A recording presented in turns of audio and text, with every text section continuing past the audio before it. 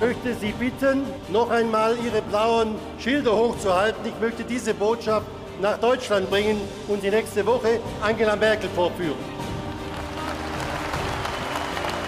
Der Film läuft und Deutschland wird beeindruckt sein von der Art, wie Bulgarien den Wahlkampf startet.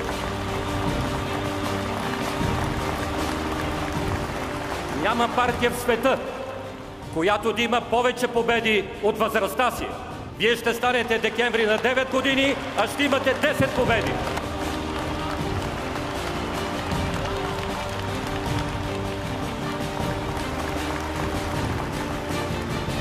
Точно тук, преди 4 години, ние, кметовете на ГЕРБ за местна власт, поехме една много сериозна и тежка отговорност. И сега мога да заявя със сигурност, че ние си изпълнихме предизборните обещания до последно.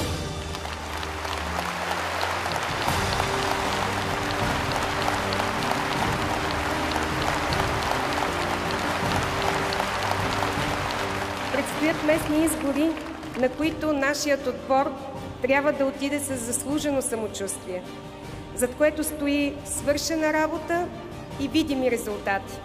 Познавам работата на много от колегите в страната и знам, че работихме здраво, че променихме градовете и живота на хората. Направихме го с доверието на Европейската комисия и с огромната подкрепа на нашето правителство.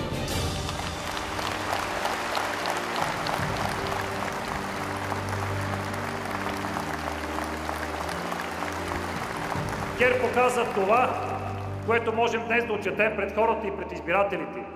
Видими резултати за България, видими резултати за всички тези общини, които се управляват от ГЕРБ. И да пожелаем успех на всички тези, които ще отидат и ще участват в изборите, защото знаем, че и Сливен, и Кърджали, и Разград, и Шумен се нуждаят от промяна. Ловеч, Видин, Враца, Монтана. Всичко това можем да го направим заедно.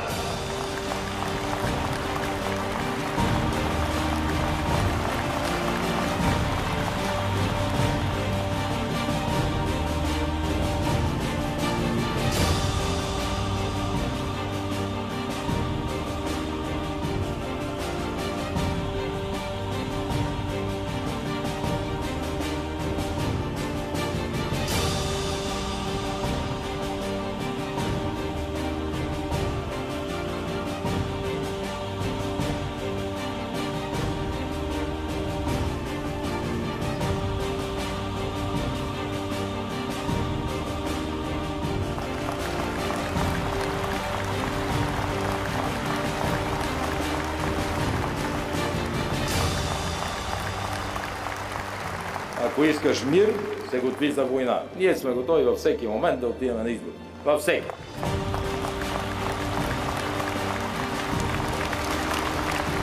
Желая ви успех, толерантна кампания и победата ще бъде за нас.